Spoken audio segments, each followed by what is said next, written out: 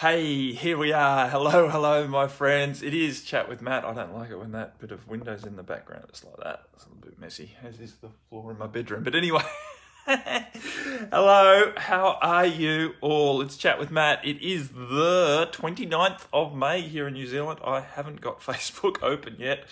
A bit late coming to the party this morning. I basically meditated in. I slept in a little bit as well. I didn't get up when my alarm went off. I was tired. So slept for an extra 15 minutes, then meditated for an extra 15 minutes, then journaled for a bit longer than I perhaps might have. And here I am, a little bit behind.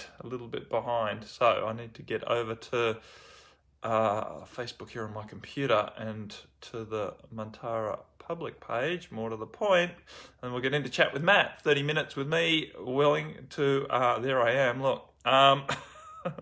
Let's not look at me live because that's not great. Mantara page. Hey, Sister Carolyn, how are you? You're in Christchurch now. Awesome. Hey, Sister Deb, also here. Welcome. I'm open to questions. I'm pretty good this week. It's pretty exciting. I'm in the process of just starting to launch a new program, and that's exciting. Oh, look, there's no pre-asked questions, so I'm free until someone here asks a question. Awesome. Glad you're staying with your mum, Carolyn, and I send blessings to your mum and to your daughter and to your son for that matter. But hopefully you're, from what I feel, your daughter's doing better, which is great.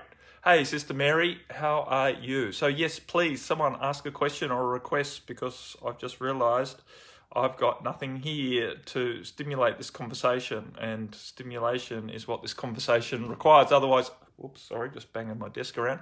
Otherwise, I'll go off on my own tangent. So why don't I do that? So yeah, I'm pretty good. And please write something in, right? Great. I'm glad she's doing a lot better, Carolyn. Awesome.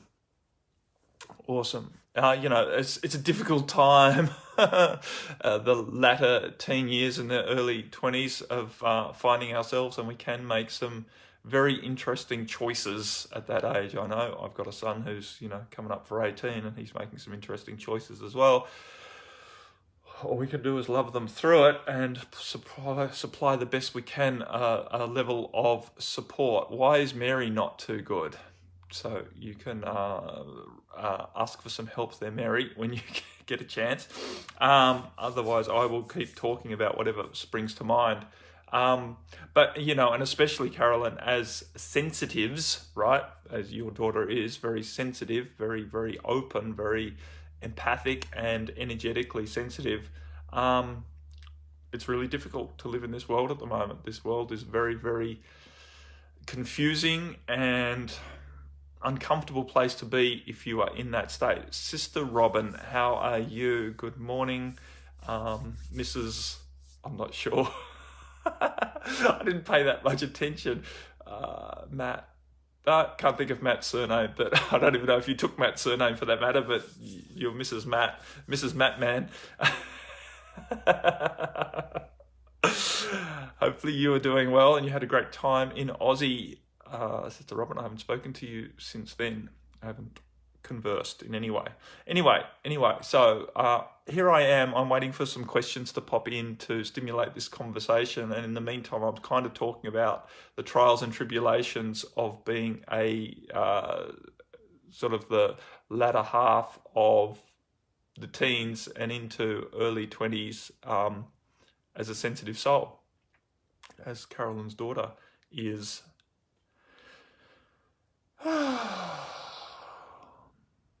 Family issues, Sister Mary. How can we help you with family issues? Can't do much with just 3-word sentences. In terms, families are difficult things to deal with, but perhaps I could talk more on point if you gave me a little bit more information. Request, not here to diagnose so much what's going on for people. I don't count myself as a reader. I don't just look into people's field and know exactly what's wrong with them. But when they start talking, I generally know what to say to help them, which is more important more important than diagnosis is to actually give people empowering advice as to how to move forward, right? And that's what I'm all about, and Mantara's all about as well.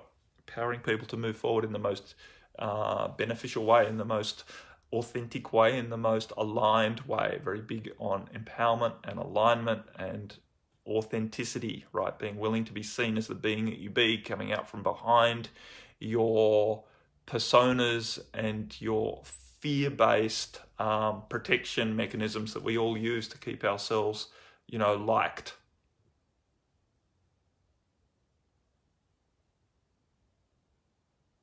Awesome, Carolyn. That's a great question. So how do we learn to trust, right? Learning to trust that we're looked after and protected, and so we can shut off our monkey brain, which is exactly what I was just sort of alluding to. Hey, Sister Gemma. It is a process, Carolyn, of, how do we learn to trust? I don't think we can learn to trust. I think we develop trust through experience, and the only way we develop the experience is to have faith, right? We have to have faith that we can trust. And I know they sound like the same words, and they kind of are in a way, faith and trust. But at first it's blind, right? At first it's blind until, hey, Sister Kelly, happy day, you all. At first our trust is blind because we don't know. We just don't know. From the monkey mind's perspective, we don't know that we're supported and safe and that there's nothing, quote unquote, to worry about. Oh yeah, the teaching strike today. That's right, Sister Robin. Oh my God, that's a big scroll down. I'll read that in a moment. I know my son is, my younger son isn't at school today. I'll get to that, Mary. That's come in as well. So let me just keep talking to Sister Carolyn's point here. Trust that we're looked after and protected so that we can shut the monkey brain off. So you've got to put the horse before the cart. I know you want to shut the monkey brain. I know you think it's going to be easier to shut the monkey brain off when you can trust that you're supported. But the way to know, to find out that you are supported, is to shut your monkey brain off. I know we want it to be easier, but the point is the only way to really sink into knowing who we are and allowing that trust and that feeling of supported to come more into our lives so that we can viscerally or some other way more inherently know that it's there for us so that we can actually trust it, is to step back from allowing the fears and the doubts, the monkey mind, to keep us caught up in anxiety. Because the problem with the monkey mind is it keeps us looping through problems and fears and potentials in our mind that keeps triggering a stress response in our being, right? We keep releasing or going into fight or flight, which releases a whole heap of hormones and energetically does a whole heap of stuff to our body, which keeps us very tight and constrained and shut off from exactly that which we want to sink into, right? We want to feel God's grace, for want to put it in a term that's more aligned with you, Carolyn. We want to feel God's grace so that we can relax. Now, the way to feel God's grace is to relax. Right? It's to relax into the trust. It's to use techniques, right? Techniques to shut off the monkey mind so that you can feel more inherently that you are safe and you are looked after and that you can trust that. And that then starts to snowball so that it becomes easier and easier for you to maintain a relaxed mindset, to maintain a mindset that does not choose to engage with the fears and the doubts. Now, fears and doubts are always going to pop up. It's the mind's job to go looking through any situation that's currently in front of you and find out what could go wrong. That's the job of the mind, and it's not a bad job. It's very, very beneficial for us. It helps us to survive. The point is that once you see what might go wrong, what the mind brings up, and you have to understand the mind is just using its catalogue of what it's been indoctrinated with or what history it's got to call from. So the mind is looking through all of its records in relation to the current situation to find out what might go wrong.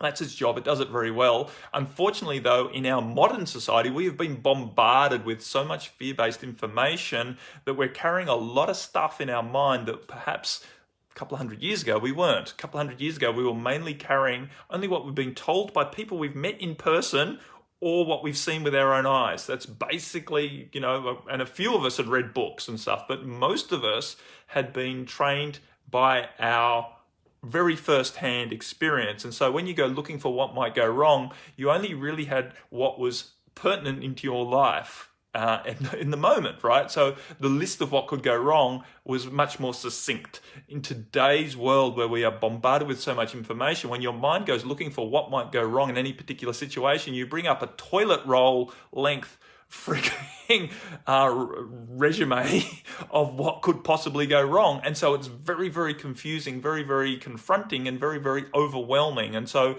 it's very easy to go into stress around that. It's not so easy to make a good decision about what you might do about what might go wrong based on the list, the tyranny of things that are potential based on how you've been educated today, and educated not just through the formal system, but everything that you get bombarded with on your Facebook feed through to whatever, right? Talkback radio, you name it, we've got it. So the point is to recognize that, right? Not to throw your hands in the air and go, oh, it's hopeless, I've got so much stuff in my mind.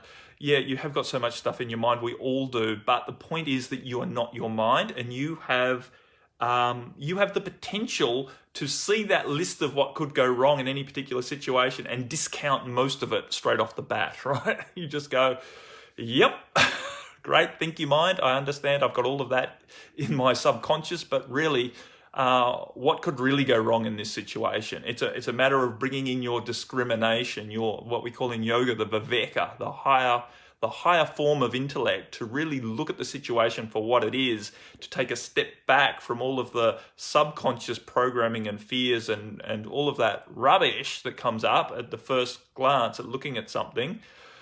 You take a deep breath, you choose to relax out of the potential stress response that your mind is already wanting to push the big red panic button. Oh my God, all of this might go wrong. And it's like, hang on a moment, what really could go wrong here? What really could go wrong? What's really likely to go wrong? Let's cut to the chase. Let's employ our intuitive knowing in this situation and really feel into what the real risks are, because quite often the real risks are a lot less than the potentials that your mind is bringing up. So it's a matter of bringing in that information and choosing not to engage with a whole heap of fear-based thoughts and looping thoughts and that overwhelm us and put us into stress, so that we can access more of our intuitive guidance and then make good decisions about how to approach what's currently happening. Because the truth is, we make much better decisions when we're relaxed and we are trusting that we're in God's grace, or we're looked after, or everything will work out. When we're in that space where we trust everything will work out, generally everything works out. When we're in the space where we're concerned that there's so much going on and there's all these thoughts, we tend to make bad decisions and stuff doesn't work very well. Hello, Sister Emily, and hello, Sister Jen Burns. I just saw your post as I was madly trying to get on Facebook of you with a bunch of other instructors. Well done. So awesome. Glad you are moving ahead. Okay, so I'm going to scroll back. So hopefully that answered it, Sister Carolyn. The process is to choose, right? To use your breath, right? So practically, what do you do? As soon as you start to feel yourself get into your monkey mind and the anxiety start running, it's to stop, right? First, you have to have the awareness, right? But you've got that. So you notice it and you stop and you remember what's going on. This is my mind searching for problems about this situation, and there's a lot of potentials there, most of which are not really relevant. And you take a deep breath and you relax. And in that moment, you choose to ask for your highest guidance as to what, if anything, you need to take into account in this current situation. What are the real risks here? What are the things that more likely could go wrong? And more importantly, what should I do about that, right? And then you just discount all of the thoughts, right? They keep running in your mind and you see them and you recognize them, but you just don't choose to give them your energy. And that, I know that's hard. It is hard, but it's a process and it's a practice. And we basically just get better at doing it if we keep trying to do it. If we keep showing up and going, wow, all of these thoughts are running, but I'm choosing not to engage with them. I'm going to just breathe, and I'm just going to allow myself to intuitively know what to do here. And I'm going to choose to relax my endocrine system. I'm going to relax out of the stress response. I'm going to relax my nervous system, and I'm going to have a cup of tea, right? Or whatever it is. So, so that's the process.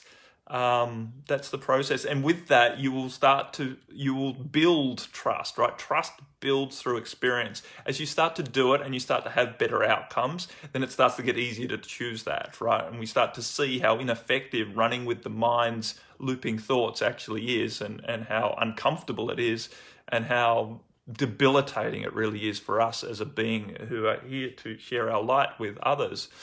Okay, so I've scrolled back to Sister Robin here, who's on her way into the mega teachers strike today here in New Zealand, and she's driving into Wellington, no doubt into Parliament. Active listening on chat with Matt, but won't be responding. Any tips for being empowered and holding a positive space in a very turbulent times with a lot of people and their stuff? And that's not even going into the politics game, yeah. Today, I'm marching for the kids and for a better, more supportive and empowering system for them and us as teachers. Thanks, Matt, from Mrs. Grundman. Kept my name. Awesome, Mrs. G. Glad you kept your name. Well, there's nothing against Matt's name, but I can't even remember it, so it's obviously not very inspirational. Sorry, Matt. Nothing against Matt. I'm sure Matt Man is just Matt Man. He doesn't need a surname.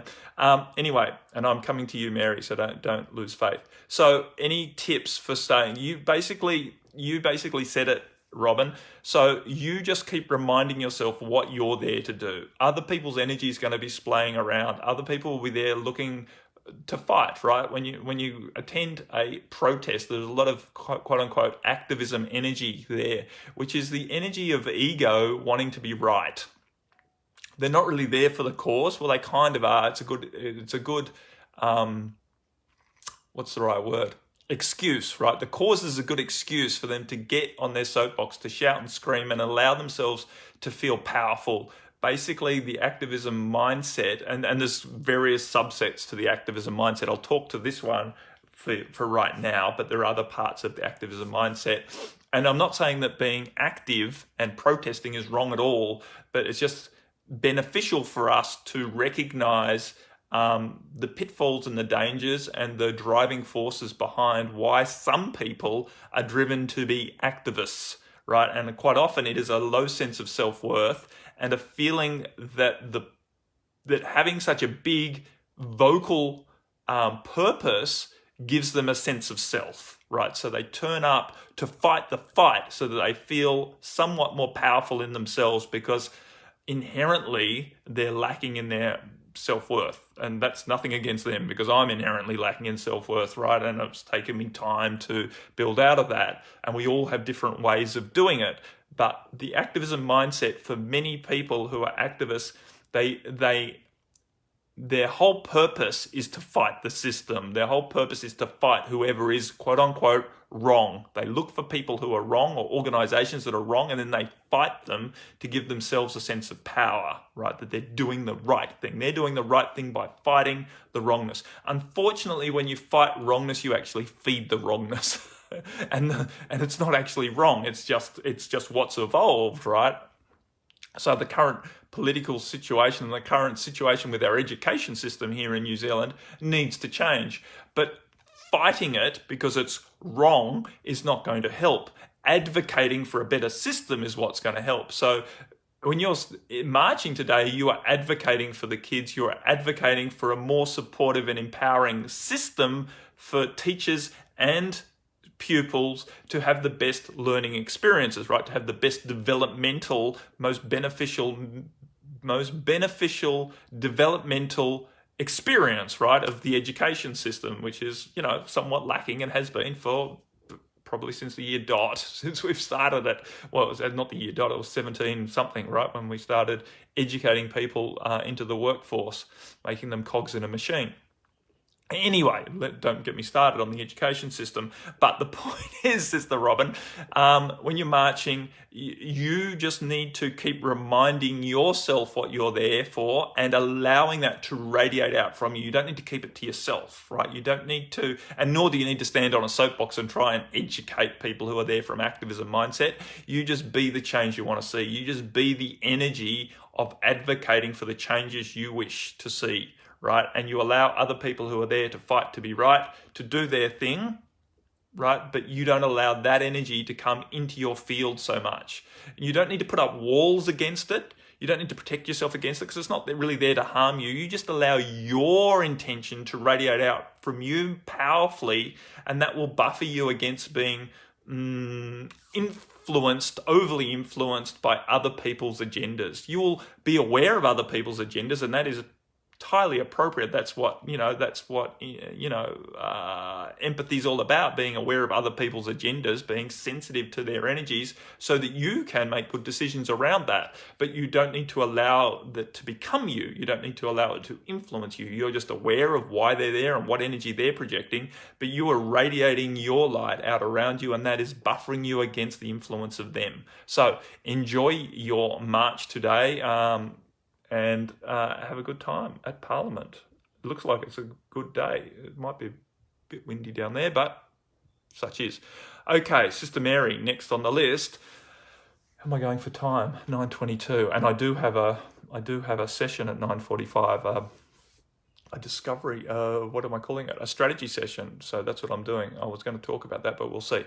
An overbearing sister-in-law and my son's longtime girlfriend's behavior that does not match what is being verbalized. Yeah, and so how's it affecting you, Mary? That's the point. That's them. There's nothing to do about that. One, your sister-in-law is overbearing, and two, your son's girlfriend is being two-faced or whatever, but being whatever. That's just people. People are people. You said you're not having a good time of it, having a hard time, but why, right? Just because you're aware that other people are other people, you get to choose, right? How you respond to that, you get to choose. Just as I was talking to Robin, right? In this situation, it's about you holding your space and resonating your energy out and allowing them to be whatever they want to be, right? Someone can be overbearing, but you don't let them bear over you, right? There's their tendency to be overbearing, but you have the option as to whether you opt into that or not. And again, fighting it won't work, because when you try and fight an overbearing person, you just give them more ammunition, you just give them more strength. So you just allow their overbearing behavior to wash over you without influencing you. Then they lose their steam very, very quickly when their habitual tactics aren't working to gain the energy that they want, to gain the upper hand. When you just march to your own tune despite their overbearing behavior, very soon they will go and find someone else to bear over, right? Because if you're not responding to the bear, then the bear will go and find another picnic basket, a different picnic basket. Sorry, I'm trying to be funny at the same time because I just saw Yogi Bear in my mind's eye when I was talking about overbearing. Welcome to my world. Anyway, Mary, hold your own space. Don't get down about other people's behavior. You're not here to fix other people. You're not here to control other people. You're here to be yourself. So just be yourself in spite of other people and let your light shine out. Let your crazy light shine out. And if you need some more, you can have some of my crazy light to shine out around you. Anyway, Sister Emily, Matt, I got called by that healing clinic for me to do one-on-one sessions. I have a meeting with them this Friday. So grateful. Awesome, Sister Emily. That's fantastic news. Holding a great deal of encouraging and supportive space for you to relax into just showing up and letting your crazy light shine out and do an awesome session, probably for the owner or something, right? You're doing a demonstration of what you can do, right? Which I've done those. They're scary. turn up and do a session. I remember this was before I spoke light language, right? When I was still just holding my hands over people and holding them in love. I did a session with the owner of a clinic down in Wellington, which went really well, but it was still scary as shit to turn up and do that, right? Anyway, let me keep going down this list. I'm sort of falling behind here. Hey, Vesna, how are you? I used to love Yogi Bear. Awesome, man. Okay, Sister Mary wrote in, Matt, this is something that is quite painful right now. Yeah, so understand, we'll keep reading in a moment, but understand that it's quite painful is awesome, Mary. Quite painful is you releasing energies from your past. Quite painful is you being triggered into energies that you've been carrying from day dot on this planet anyway, or day dot in this lifetime, I should say, and it's coming up right now. So that's great, right? So don't contract around the idea that it's painful and that makes it wrong. It's celebrate the fact that it's painful and that makes it an awesome opportunity for you to release some deep stuff. And so now that I'm reading on, I feel that I would need a private session with you as there is much more involved here. Yeah, well, awesome. You know where I am. You know, you've got the discount code as part of the Mantara Transformation Empowerment Support community. So if that's what you feel to do, please reach out and I will. We can definitely fit you in and make it happen, Sister Mary. Definitely look forward to helping you with that. Sister Kelly wrote in, energy is so low, tired, no matter how much sleep, anything universally happening. Yeah, there's a lot of stuff universally happening, Kelly. And so understand, quite often when we're tired, it's not that we're lacking sleep. And I know we might crave more sleep, but sometimes sleep is not actually what we need when we're really tired. Sometimes what we need when we're really tired and our energy is low, because basically what we're doing is purging a whole heap of density. And so our energy is low, our vibration is low, because what's on the surface of our field is what has been hidden within us for a long time, and we're bringing it out and we're letting it go. And it's painful and it's uncomfortable and it's frustrating that it affects our energy so much, but that's just what happens. So sometimes what we need to do, rather than sleep more, sometimes it does help to sleep. Sometimes a sleep cycle will shift it. That is, and I'm not saying to deprive yourself of sleep, but sometimes what you might like to also try is some deep breathing exercise and potentially some exercise. Exercise with deep breathing is really good. So walking quite fast, getting out in nature, getting into supportive environments. So whether that be for you, the nature or whatever you've got around you, or some sort of community that's more of a high vibration. I don't know. For me, it was like going to kirtan nights and stuff like that, where we get to sing and chant and lift our vibration. Stuff like that can really help shift the energy that's arising to be released. So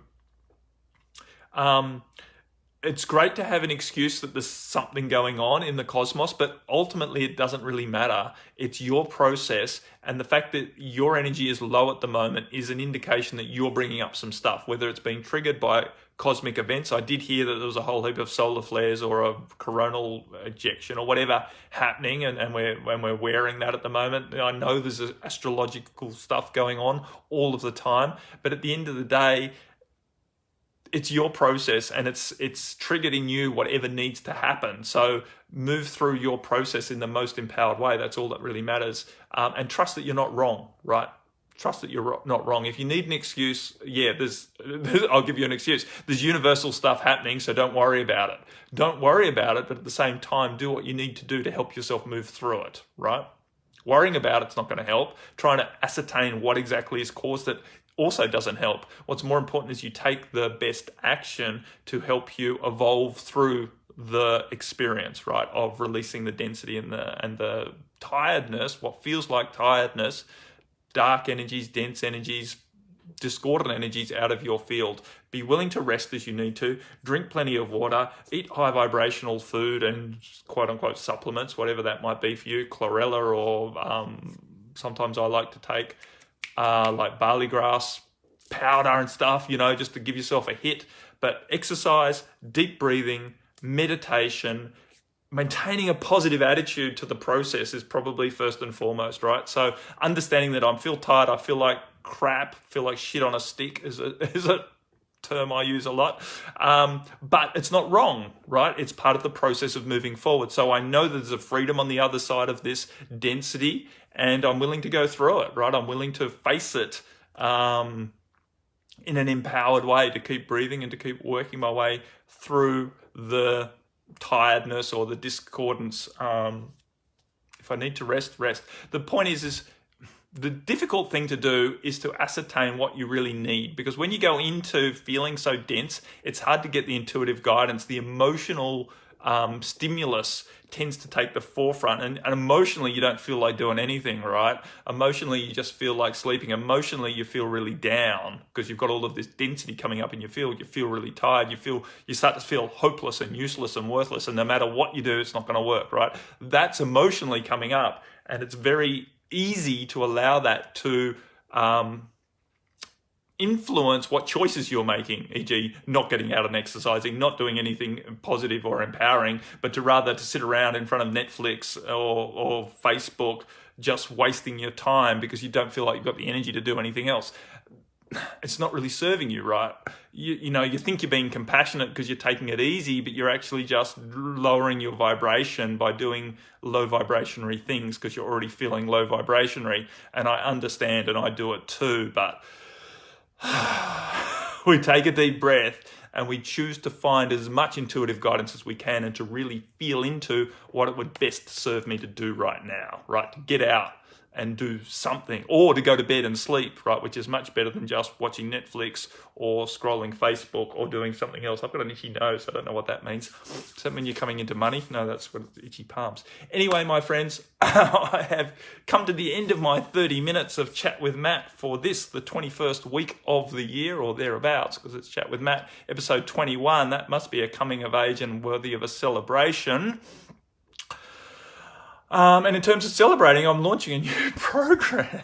And I'm doing strategy sessions, free strategy sessions, 45-minute strategy sessions. If you are some sort of facilitator or heart-based service provider that work with clients mainly, I am launching a new program to help you attract your most aligned, bright light clients, right? The clients that really inspire you and are really a joy to work with, because I know that it's really easy to, be really excited about being a facilitator and doing what you love doing. But if you're doing it for clients that aren't really fully aligned with you, it takes the edge off, and eventually you start to wear down. You burn out basically working for people who are not the most ideal clients. So I'm offering or launching a package very, very soon, towards just after mid-June. I'm going to be launching a package, 9-week program to take people through the process of really aligning with their own light, allowing their own light to radiate out around, to attract in their best clients, and then to offer services that align with those clients. So that's coming up. And in the meantime, I'm offering free strategy sessions, 45-minute sessions, to check out people who are interested in joining that program, whether they are a great fit, and to help them get started with that process. So if you feel that's you, if you feel you are a facilitator of some sort, or just getting started as a facilitator, and you're really keen to start bringing in the right clients and the right allies into your world, then, hey, Sister Cat, welcome. I know I've got your appointment. It's awesome. I'm looking forward to it. So yeah, massage therapist is perfect, right? So it doesn't need to be like an online healer, but anyone who's working with clients who's looking to really attract the right clients to them, who are really going to stimulate growth in their business, because that's what it's ultimately about. Well, it's not really ultimately about growth in their business. It's about growth in their sense of purposeful service, which will result in growth in the business, because there's nothing worse really than having a business that's not providing enough money to support you. That also is not a great place to be, and we're looking to help people get out of that. But anyway, if that's you, scroll further down. I'll put a post out, and you can scroll down, or I'll put the link in here somewhere. Maybe I'm not very good at doing that shit. But yeah, reach out to us. Just send me an email, mantara@mantara.nz, and I'll send you the link to book a strategy session if that's what you are keen on. Speaking of which, I've got one in 10 minutes time, and I need to sort myself out a little bit more. So I will love you and leave you all, my friends, for now. Namaste. Blessings, right? Enjoy whatever you've got in front of you today, and I look forward to speaking with you again next week, same time, same place. Chat with Matt. Bye for now.